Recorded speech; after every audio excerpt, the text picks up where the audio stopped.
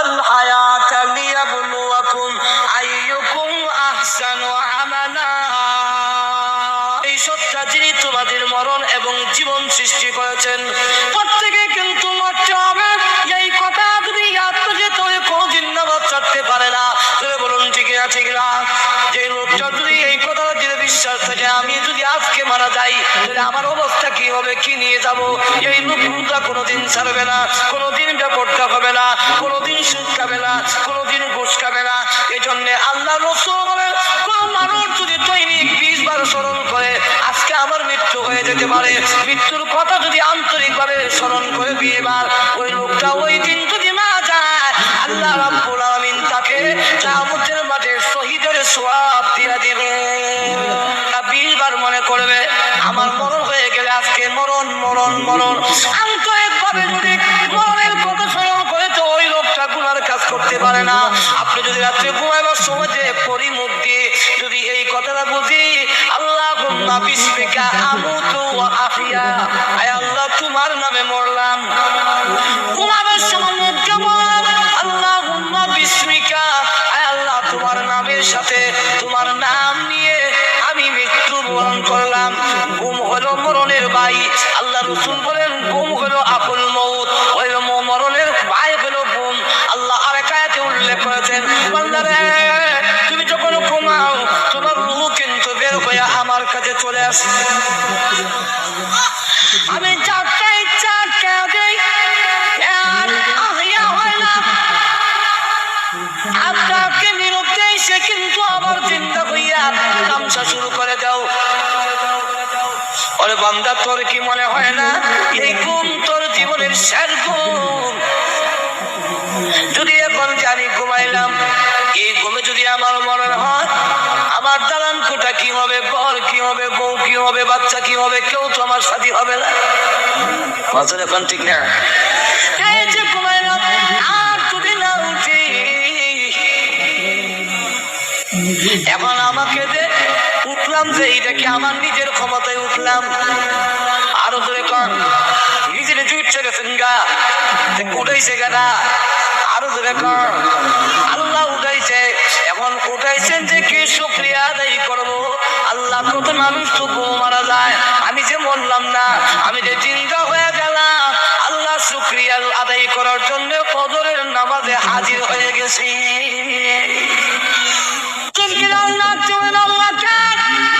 প্রতিদিন আপনার সাথে ওয়াদা করি আর বলবো না, কিন্তু এরপরে আবার বলি কেন? আর আমি কেন জোরে জোরে বলি?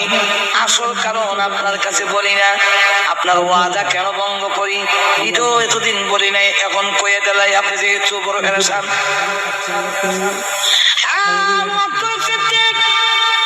আপনি মনের কথা চাবি, আপনি আমাদের মুরব্বী একটা কথা বললে আমরা অস্বীকার করতে পারি না, অমান্য করতে পারি না।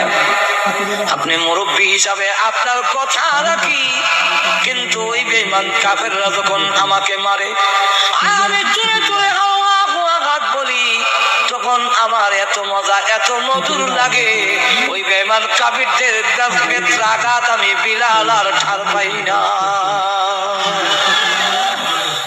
সেই মাত্র এই কথা বলছেন হযরত আবু বকর সিদ্দিক, ও খোদা বিলালে কিভাবে মাইর খাবে, আর আমি আবু বকর সিদ্দিকের দম চাটতে হতে পারে না।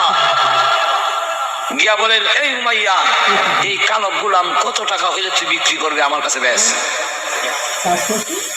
এমন দাম চাইছে যে দাম উনি একটু দূরে যাবো কিন্তু উনি বলেন তুমি মনে করছো বেশি দাম চাইলে আমি তারে কিনবো না, এই বিলালকে খরিদ করতে গিয়ে আমার সমস্ত সম্পত্তি যদি দিতে হয় সবগুলো দিব, বিলালকে মুক্ত করে দেয়।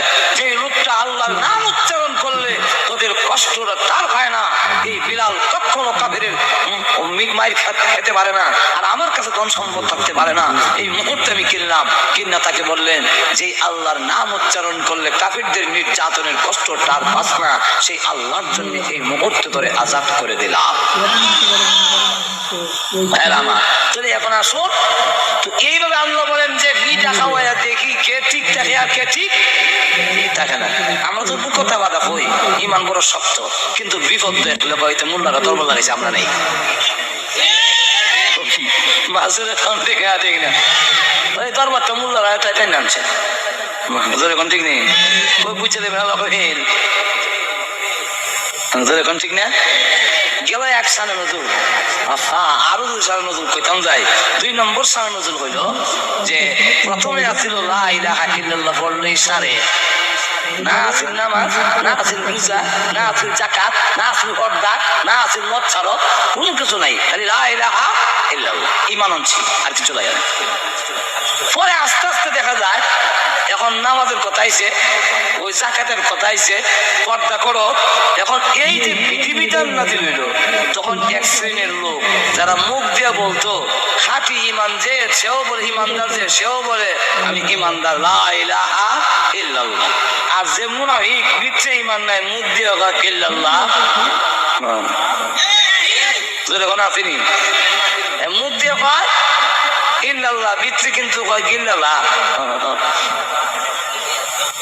এরা তো এখন ধরা হচ্ছে মাজুর এখন ঠিক না ধরা হচ্ছে না ওদিন তো নামাজ লাগছে না রোজা লাগছে না কে কাটি কে বেদার পূজাকে তারা বলিছে বলে এখন তো নামাজ চলন না এই ঠান্ডা পানিতে উজু করে নামাজ চলন এটা তো ওর বেসাবা সারাদিন উপবাস তখন এটা তো বেসাবা না রাখলে তো ধরা করুন মাজুর এখন ঠিক নেন ওদিন তো ধরা করছি না এখন এরা হুজুর এই যে কতদিন বালা আছে লা ইলাহা ইল্লাল্লাহ এটা বালা আছে তখন যাবে নামাজ পড়ো যাকাত দাও রোজা রাখো পর্দা করো সুদ খায় না ঘুষ খায় না মদ খায় না এটা বড় হুজুর কষ্ট এমনি আল্লাহ সঙ্গে সঙ্গে আয়াত নাযিল করছে